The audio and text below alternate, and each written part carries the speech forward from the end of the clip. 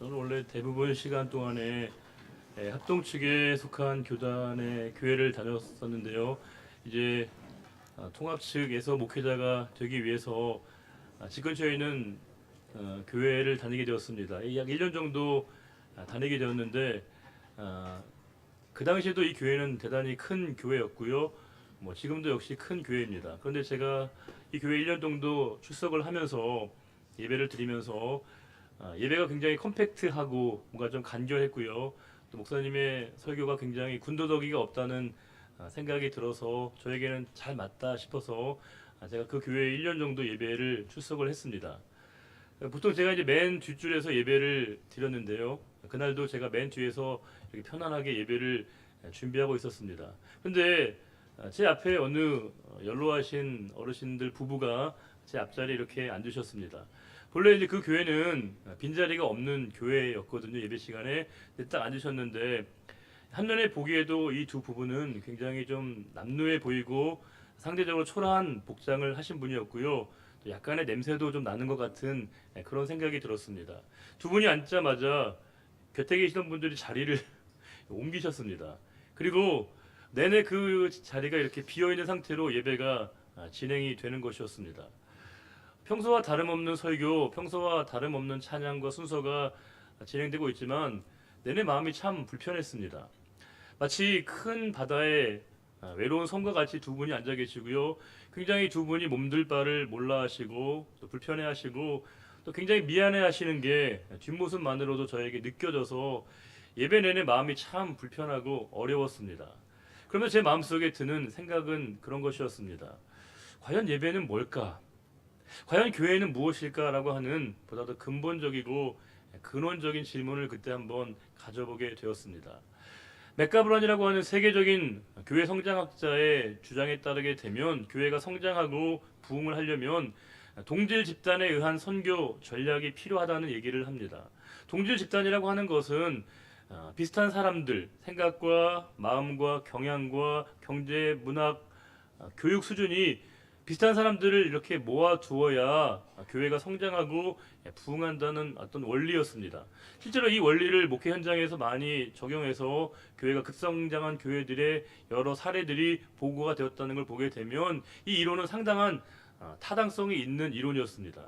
그럼에도 불구하고 제가 제 마음속에서 끊임없이 드는 질문은 무엇이었냐면 선교라고 하는 것은 전략과 방법론이기 이전에 원칙과 원론적인 그런 것이 아닌가, 바로 근본적인 것이 바로 선교가 아닐까 그런 생각이 먼저 들게 되었습니다.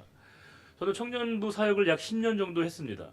10년 정도의 청년부 사역을 하면서 너무 보람이 되고 기쁘고 즐겁고 의미 있는 사역이었던 건 분명합니다. 정말 너무 저에게 의미 있는 시간들이었는데 제가 그 청년부 사역을 하면서 느낀 한 가지의 소회가 있습니다.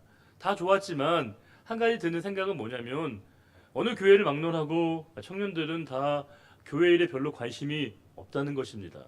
교회가 어떤 일들을 하고 있고 어떤 방향으로 나아가고 있는지 청년부의 유일한 관심은 바로 청년들에게 있습니다. 그것은 비단 청년부에게만 국한된 것이 아니라 요즘에는 모든 부서들마다 교회 전체적인 방향과 나아가는 지향점이나 비전에 별로 관심이 없습니다. 내가 속한 공동체, 내가 속한 모임에 보다 더 큰 비중을 두는 일들이 자연적으로 나타나게 되었습니다. 그러다 보니까 교회 안에 교회가 생겨나는 것 같은, 교회 속에 또 다른 교회가 생겨나는 것 같은 그런 마음과 생각이 들게 되었습니다. 자연적으로 교회 안에 이 분리라고 하는 게, 분열이라고 하는 게 마치 당연한 것처럼 여겨지게 되었습니다. 물론 우리가 분리와 분열 그 자체를 꼭 부정적으로 볼 필요는 없습니다. 왜냐하면 우리가 세포가 분열해야 성장을 하는 것처럼 분리와 분열이라고 하는 게 우리의 성장과도 같은 의미로 해석된다고 할 때 우리에게 분리와 분열 그 자체가 부정적인 것은 아닙니다. 그러나 많은 분들이 한국 교회, 특별히 이민교회 역사를 분열의 역사라고 정의하고 있습니다. 교회가 끊임없이 갈라지고 깨어지고 있습니다. 지금도 우리가 우려하는 것은 교회가 깨어지고 있고요. 노회가 깨어지고 있고 심지어 우리가 속한 통합교단이 깨어지는 것은 아닐까라고 하는 우려를 하고 있습니다. 현실적인 어려움으로 다가오고 있습니다. 과연 그러면 이와 같은 상황을 우리가 당연한 것으로 받아들여야 되는 것인가 라는 사실입니다. 과연 우리에게 왜 이렇게 자꾸만 분열과 분리가 나타날까? 라는 질문을 먼저 가져보게 되고요. 더 중요한 질문은 그럼 왜 교회는 하나가 되어야 될까? 왜 교회는 하나여야 될까? 교회 연합과 일치라고 하는 것이 왜 그렇게 우리에게 중요할까라고 하는 근본적인 두 가지 질문을 가져보게 됩니다. 우리가 325년에 AD 325년에 니케아에서 니케아 공의회라고 하는 최초의 교회의 공식적인 의결 모임이 생겨나게 되었습니다. 여러 교회들이 모여서 하나의 중요한 결정을 통해서 동일한 신앙의 고백, 신조를 고백하게 되었는데 그 내용은 뭐냐면 교회는 하나의 보편적 사도적 공교회라고 하는 것입니다. 교회가 하나여라고 하는 것을 교회가 표방했습니다. 교회는 하나여야 되고 하나일 때 교회라고 하는 것을 교회가 중요한 신앙의 고백으로 선언을 하게 되었습니다. 좀 더 강하게 얘기하면 교회가 하나임을 인정하지 않는 교회, 교회가 하나임을 받아들이지 않는 교회는 참된 교회가 아니라고 하는 인식이 이 신조 안에 이 고백의 그 기저에 깔려 있습니다. 자, 그럼 우리가 교회가 하나라고 하는 이 사실에 기반해서 근거해서 우리가 오늘 본문의 말씀 속으로 한번 들어가 볼 필요가 있습니다. 사도 바울은 에베소 교회 성도들에게 그들의 과거의 모습이 그들의 과거의 상황이 어떠했는가를 이렇게 얘기하고 있습니다. 우리 2장 11절과 12절 가운데 12절만 읽어보겠습니다.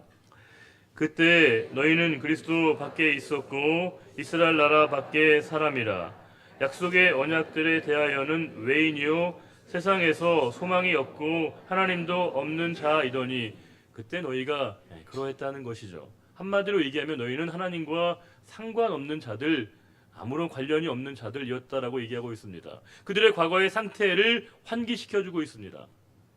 제가 예전에 신상 기록부를 기록을 하면 제 이름을 기록을 하고 또 나이를 기록하고 부모님 보호자 성함을 기록하고 주소를 기록하고 난 다음에 꼭 뒤에 적는 게 있었습니다.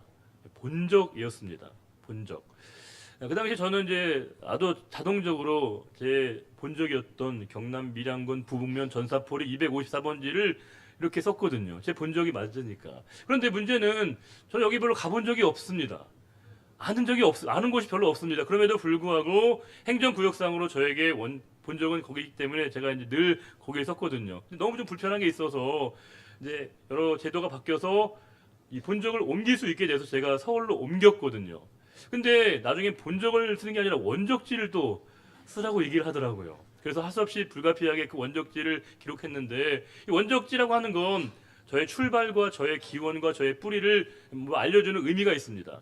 사도 바울은 에베소 교회 성도들에게 너희는 과거에 그때 하나님을 모르고 하나님과 상관없는 자들이었다라고 하는 것을 분명하게 이야기해주고 있습니다. 자, 그러면 그때 너희들이 그랬다라고 하는 건 지금은 달라져 있음을 그들에게 이야기해 주고 있습니다. 그때 너희는 그랬으나 지금은 너희가 달라진 모습으로 살고 있다라고 그들에게 이야기해 주고 있는 겁니다. 자, 그러면 그들의 삶의 변화가 무엇인가를 얘기할 때 그들은 이제 과거에는 하나님과 무관한 하나님과 상관없는 삶이었으나 이제는 그들이 그리스도를 중심으로 연합된 하나의 공동체임을 이야기하고 있습니다. 그들은 그리스도를 중심에 모시고 하나가 된 공동체라고 하는 것을 사도 바울이 성도들에게 일러주고 있습니다. 이 말을 쉽게 얘기하면 우리가 당연히 알고 있는 것처럼 교회의 주인은 예수 그리스도이시라고 하는 고백입니다. 우리가 다 인정하는 것처럼 교회의 주인은 예수 그리스도이십니다. 언제나 그러셨던 것처럼 지금도 교회의 주인은 바로 예수 그리스도이실 때 그 교회가 진정한 교회입니다. 그런데 때는 우리들 안에서 이와 같은 사실이 부정되고 있는 것처럼 느껴질 때가 있다는 겁니다. 교회의 주인은 분명히 예수 그리스도이신데 주인 행세와 주인 노릇을 하려고 하는 사람들이 생겨나고 있다는 겁니다. 내가 교회 개척 멤버라고 하는 이유만으로, 내가 3대의 그 교회를 다니고 있다는 이유만으로, 내가 교회 많은 물질과 헌금을 했다는 이유만으로, 내가 많은 봉사를 하고 있다는 이유만으로 교회 주인 행사를 한다는 건 용납될 수 없는 것입니다. 교회의 터줏대감이 인정되지 못하게 만들 때 교회가 진정한 교회가 되는데 어느 순간부터 교회 안에 주인 노릇과 주인 행세를 하는 사람들이 나타나기 시작했다는 겁니다. 우리에게 필요한 마음은 주인 노릇과 주인 행세가 아닙니다. 주인 의식을 갖는 것이죠. 우리 영원한 주인이신 예수 그리스도를 인정함으로 말미암아 그분의 뜻을 내가 받아들이게 되고 그분의 지체로서 우리가 감당할 책임을 다할 때 우리는 주인 의식이 필요한 겁니다. 주인의식을 가진 사람은 다른 사람에게 먼저 지시하거나 명령하지 않습니다. 솔선수범해서 교회 일들을 기쁨으로 감당합니다. 우리가 교회에 뭔가 불이 켜져 있고 사람이 없는데 불이 켜져 있고 냉난방이 켜져 있으면 다른 누군가가 할 것이라고 미루지 않습니다. 주인의식을 가질 때 내가 먼저 그 일들을 감당하는 겁니다. 작은 거 하나가 떨어져 있을 때 그냥 지나치지 않습니다.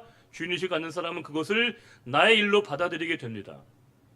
교회 재정이 필요할 때, 시간이 필요할 때 삶을 들여서 그 일에 참여하는 사람이야말로 주인의식을 갖는 사람들입니다.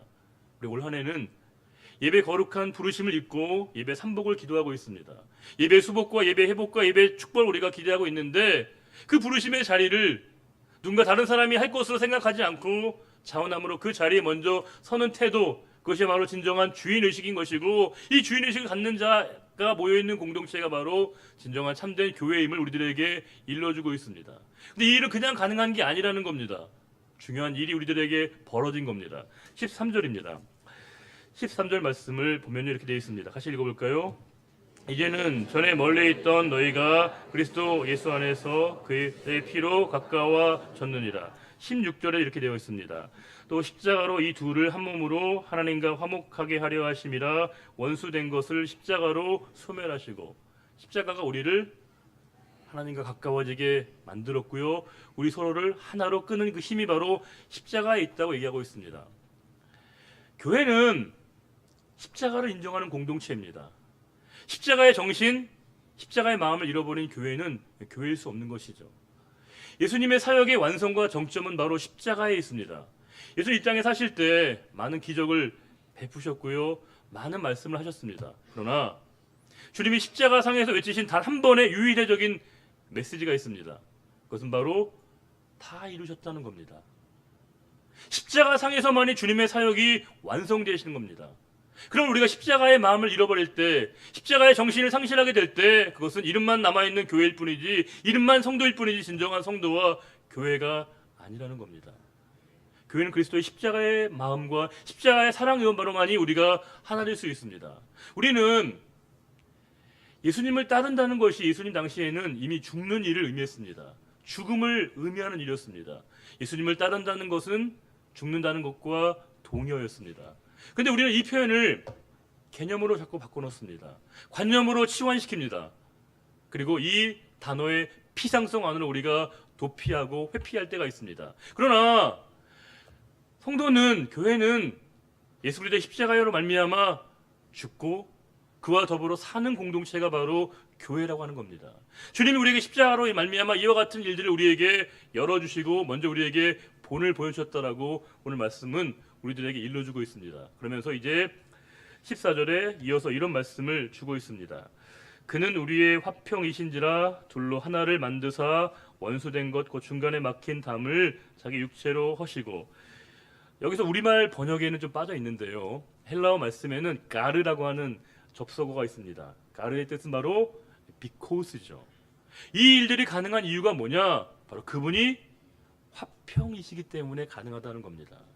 주님이 평화이시기 때문에 이 모든 일들이 가능하다는 겁니다. 그러면서 사실 이 원문의 의미를 조금 더 강화시켜서 번역하면 오늘 본문 번역은 다소 좀 밋밋하거든요.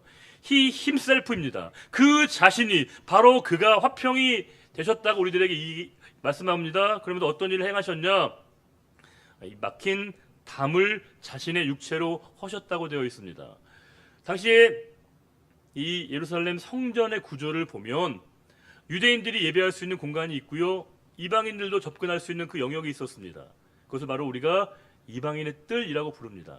그러나 유대인들이 예배할 수 있는 그 공간과 자리와 이방인의 뜰은 엄격하게 구분되어 있었습니다. 담이 하나 쳐져 있었거든요. 1.5m의 담입니다. 요세푸스라고 하는 역사가의 기록에 따르게 되면 이방인이 이 담을 넘는 순간에 그를 사형에 처하도록 하는 법 규정이 있었습니다.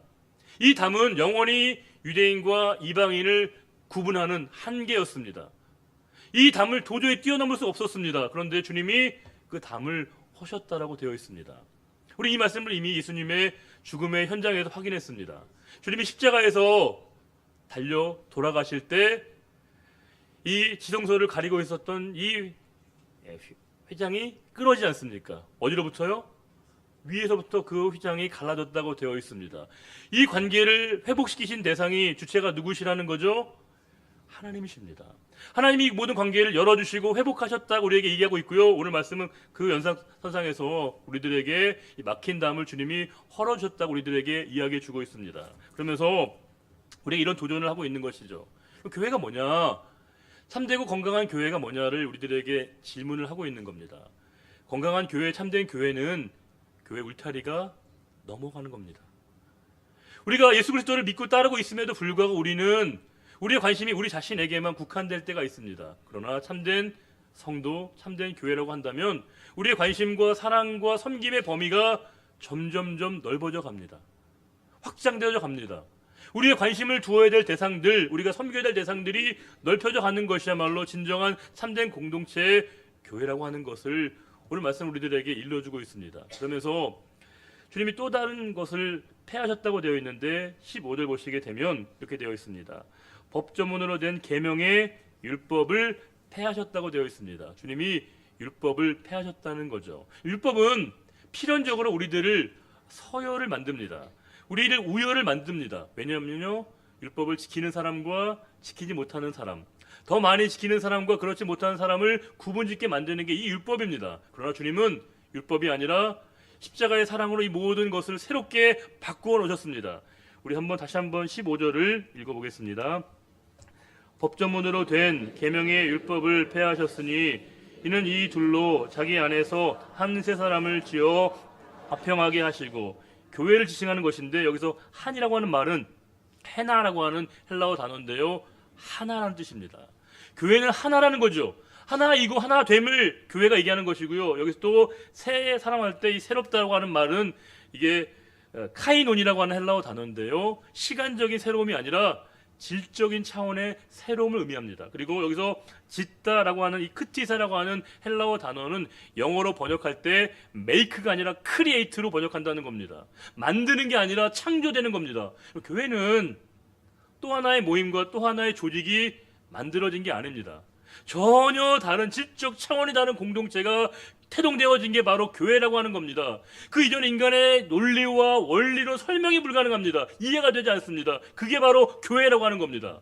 그렇다고 한다면 우리가 지금 경험하고 있는 교회와 처음 태동된 교회가 얼마나 큰 간격을 보이고 있는지 우리들에게 증명이 된다는 겁니다. 교회가 하나가 된다는 건 우리 모두가 다 획일적인 생각과 모양을 띄어야 된다는 걸 의미하지 않습니다.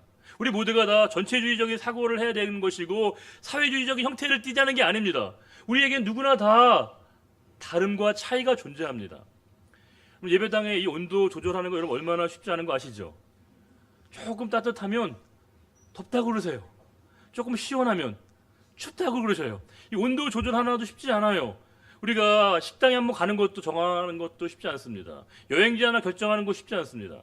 제가 몇 년 전에 어머니 쪽의 분들이 이제 돈을 모으셔서 몇 년 만에 한 번씩 이렇게 중요한 행사를 하는데 형제계라고 하시더라고요. 근데 이제 그 형제계에서 여행을 가는데 굳이 제가 가는 휴가에 저를 따라오시겠다고 그렇게 하시는 겁니다. 제가 알겠다고 제가 다 잡아드리고 다 예약해드리고 다 하겠다고 했는데도 아니라고 꼭 저와 함께 가시겠다는 겁니다. 9분이 70, 80 연세 드신 어르신들, 또 몸이 불편하신 어르신들이 저하고 함께 가시겠다는 거예요. 그러니까 저에게 이제 고민이 시작됐습니다. 왜냐하면 이거 어떻게 해야 되나. 근데 이제 어르신들 저한테 그렇게 얘기하시더라고요. 야, 살아생전에 2번 가겠냐. 이 말씀에 제가 무너졌습니다. 아, 그렇구나. 제가 가야 되는구나. 그러니까 제가 받아들이고 제가 가이드를 자청했는데 뭐 항공권을 예약하고 또 취소하고 이런 모든 번거로운 일들도 감당했지만 기쁨으로 했습니다. 여행지에 가서 뭐 호텔을 예약하고 뭐 이런 식사도 제가 다 안내를 하는데 문제는 어르신들 가운데도 약간 나이 차가 있으시거든요. 근데 이제 저는 호텔이 좀 좋아서 거기서 좀 편하게 쉬시면 좋겠다고 생각했는데 상대적으로 젊으신 우리 어르신들이 야, 여행지 와서 뭐 가만히 있으면 되겠냐, 나가자는 거예요. 어디를 좀 둘러보자는 겁니다. 저는 다 알고 있고 다 여러 번 본 곳이거든요. 근데도 어르신들을 섬기는 마음으로 제가 모시고 땀이 뻘뻘 나는 더운 곳임에도 불구하고 제가 이렇게 안내를 하고 쫙 왔는데 딱 돌아오셔서 하신 말씀이 뭐냐면 괜히 나갔다는 거예요. 그냥 호텔에 있을 걸 괜히 나갔다고 얘기하시는 거예요. 제가 제 속에 드는 생각이 제 말이 이런 생각이 들거든요. 이게 사람 아닙니까? 사람이요, 하나의 생각을 갖는다는 건 거의 불가능합니다. 우리는 이렇게 다릅니다. 차이가 존재합니다. 그러나 이 차이와 다름이 우리에게 분명히 상존한다는 걸 우리가 인정하면서 이 차이와 다름이 조금 더 우리가 비극적으로 갈 때 그것을 우리가 갈등이 되거든요. 갈등이 심화되게 되어지게 될 때 우리가 서로가 원수지간이 되는 겁니다. 원수관계가 존재하는 거예요. 우리가 원수관계가 존재한다는 건 갈등이 있는 것이고, 그 갈등이 유발된 이유는 뭐냐? 서로 간의 차이와 다름이죠. 오늘 말씀은 우리에게 분명히 현존하고 있는 이 차이를 어떻게 극복할 것을 말씀을 주고 있습니다. 16절입니다. 또 십자가로 이 둘을 한 몸으로 하나님과 화목하게 하려 하심이라. 원수된 것을 뭐예요? 십자가로 소멸하시고. 원수지간이 있을 수 있다는 거예요. 그러나 그것이 십자가로 소멸된다는 겁니다. 십자가는 그런 능력이 있다는 겁니다. 우리가 납득이 안 되는 상황이 있지 않습니까? 이해가 안 되는 사람 있지 않습니까? 그 상황과 사람을 볼 때 내가 지금 십자가를 통해서 보고 있는가 말씀 우리들에게 물으십니다. 그 상황을 십자가로 보라는 겁니다. 십자가를 통해서 그것이 소멸될 수 있다라고 우리들에게 이야기해 주고 있습니다. 우리 교회는 기계적인 결합을 하는 공동체가 아니에요.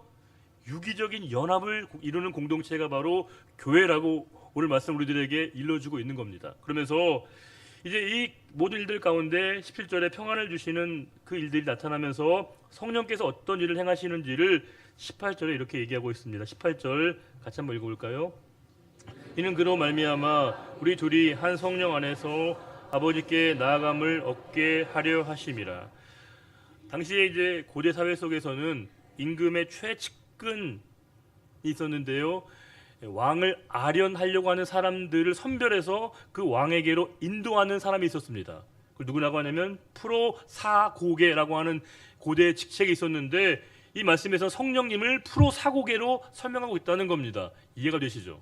성령님은 우리를 아버지 하나님께로 인도하시고 이끄시는 분이시다라고 하는 말씀을 우리들에게 주고 있습니다. 그러면서 이제 19절에 우리의 삶에 어떤 변화가 나타나는지를, 12절에 이런 우리들의 모습이었는데 19절에 이렇게 우리가 달라졌다고 얘기하고 있습니다. 19절 읽어볼까요? 그러므로 이제부터 너희는 외인도 아니요 나그네도 아니요 오직 성도들과 동일한 시민이요 하나님의 권속이라. 여기서 우리가 이 말씀을 이해하는 키워드는 바로 오직이라고 하는 단어에 있습니다. 왜냐하면 이 오직이라는 단어가 영어의 only가 아니거든요. 이게 헬라어 단어로 알라라고 하는 단어인데 이게 강한 역접입니다. 영어로 굳이 표현하면 not A but B 할 때 그 A가 아니라 B다, 그런 용법이거든요. 이렇게 되어 있습니다. 너희가 이제는 외인도 아니고 나그네가 아니다. 바로 뭐라는 거예요? 성도들과 동일한 하나님의 시민일 뿐만이 아니라 하나님의 권속이라고 얘기하고 있습니다. 이 권속이라는 말이 오이케이오스라고 하는 단어인데 그 뜻이 뭐냐면요, 가족, 식구라고 하는 뜻입니다. 우리가 가족이자 식구라고 되어 있습니다. 그러면 가족인데 질투하는 관계가 있어요? 식구인데 우리가 시기하나요?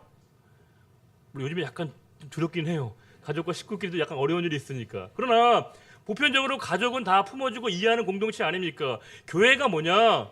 하나님의 권속이자 우리가 서로 간의 식구이자 가족이라고 우리들에게 이야기해주고 있습니다. 그런 관점으로 볼 때 가정은 작은 교회인 것이고요, 교회는 큰 가정과 더 같은 겁니다. 교회와 가정이 같은 모습을 띌 때 그것이 건강한 가정이 되는 것이고 건강한 교회가 된다고 우리들에게 일러주고 있습니다. 그러면서 바로 이어서 20절에 너희는 사도들과 선지자들의 터 위에 세우심을 입은 자라. 여기에 터라고 하는 건 기초를 얘기하는 게 아니고요, 시작과 출발을 의미합니다. 사도들과 선지자들이 그렇게 본을 보여주었다는 겁니다. 그러면서 뒤에 그리스도 예수께서 친히 모퉁이 돌이 되셨느니라. 건물의 모퉁이에 돌이 세워집니다. 그 돌을 하나하나 주변에 끼워 맞추면서 건물이 완성되는 구조를 띠고 있는데, 사람들은 건물을 지을 때 모퉁이 돌에 자기 이름을 씁니다. 뭐예요? 이 건물이 자신의 것이고 자신의 소유임을 드러내는 거죠. 그러면 교회가 누구의 것이냐? 교회가 누구의 것임을 분명하게 우리들에게 얘기하고 있는 겁니다. 교회는 바로 주님의 것이라고 하는 것을 이야기해 주고 있는 거죠. 그러면서 21절에 그의 안에서 건물마다 서로 연결하여서 주 안에서 성전이 되어간다는 겁니다. 혼자서 성전을 이루는 게 아니라 서로가 서로를 짜맞추고 하나가 이어지게 될 때 아름답고 거룩한 성전으로 완성된다는 겁니다. 그러면서 22절에 너희도 성령 안에서 하나님이 거하실 처소가 되기 위하여 그리스도 예수 안에서 함께 지어져 가느니라. 여기서 중요한 건 21절에 되어간다는 말과 함께 지어져 간다는 이 말이 건축적인 용어가 아니라는 겁니다. 건물을 쓰는 단어가 아니에요.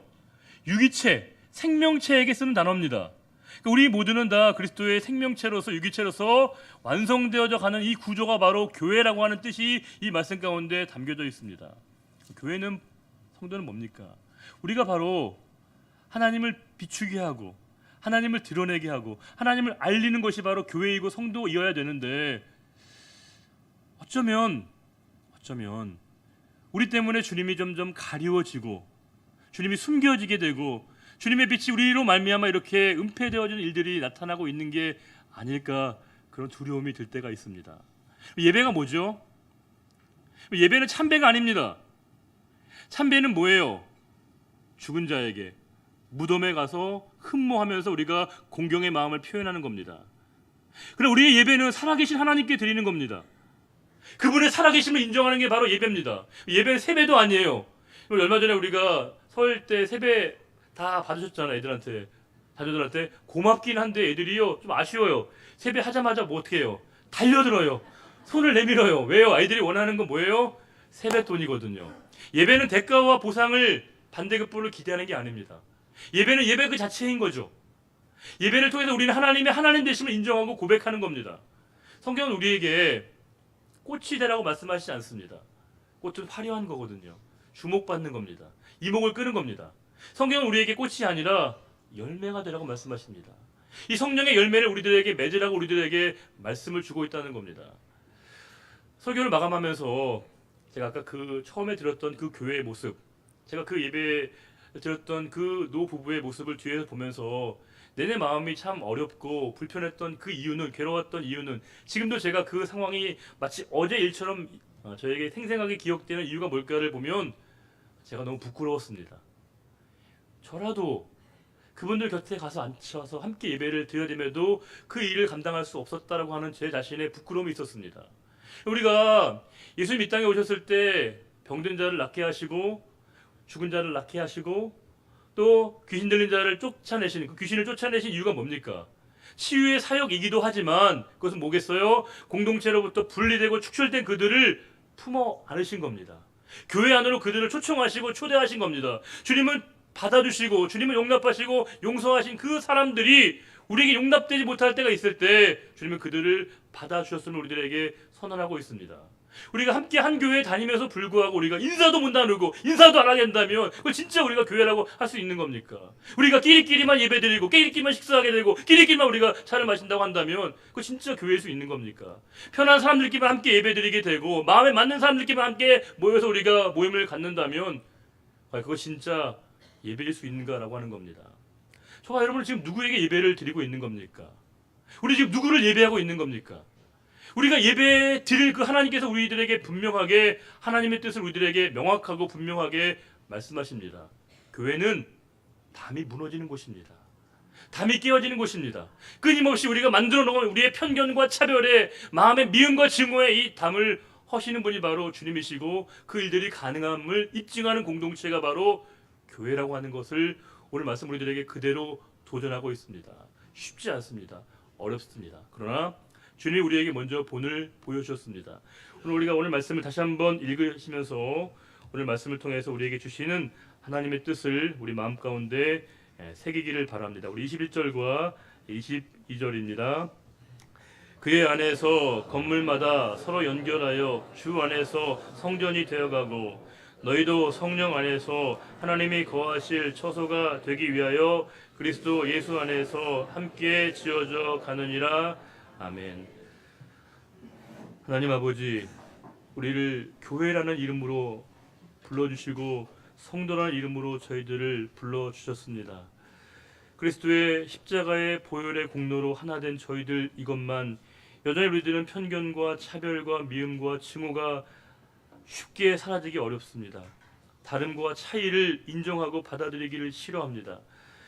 우리처럼 되어야만이, 내 생각처럼 되어야만이 받아주고 인정하려고 할 때가 있습니다. 마음에 맞는 사람들끼리만 가깝고 친한 사람들만 친하고 끼리끼리 모이고 당을 짓고 패를 지으려고 하는 이 마음이 우리는 여전히 있습니다. 극복하기 어렵습니다. 불가능하게 여길 때가 있습니다. 그러나 우리에게 놀라운 사랑과 십자가의 그 절대적이고 완전한 사랑으로 이 모든 일들이 가능함을 보여주신 주님께서 우리들에게 본을 보여주셨기에 우리가 그 뜻 앞에 온전히 서기를 원합니다. 주님 아시지 않습니까? 우리의 힘과 지혜로 불가능하다는 것 아시지 않습니까? 성령이여 저희들을 도와주옵소서. 성령이여 저희들을 주님께로 인도해 주시기를 원합니다. 성령이여 저희들을 붙잡아 주셔서 하나님의 말씀과 뜻 앞에 서기를 원합니다. 저희들을 긍휼히 여겨주셔서 이 말씀 앞에 마음 깊이 아멘으로 응답할 수 있는 우리 모두가 되기를 소원하오며 영원히 우리의 교회의 주인 되신 우리 주님 예수 그리스도의 이름으로 감사하며 기도드리옵나이다. 아멘. 다 같이 일어나셔서 찬송가 516장을 함께 찬양하시겠습니다.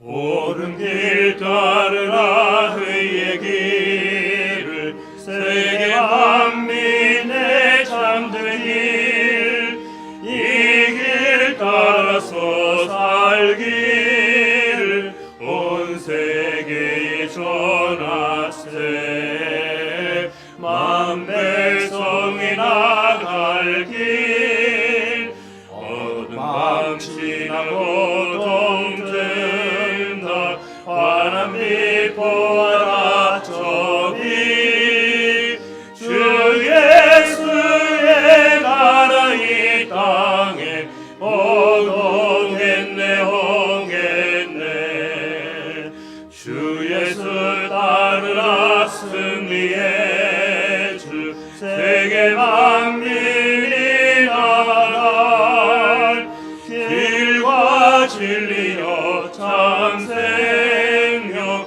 내 장검을 부수고 다 따르라 화평왕 어두운 밤 지나고 동든다 환한 빛 보아라 저기 주 예수의 나라 이 땅에 곧 오겠네 오겠네 놀라운 이 소식 알리어라 세계 만민을 구하려 내 주 예수를 보내신 참 사랑의 하나님 만 백성이 따를 길 어두운 밤 지나고 동든다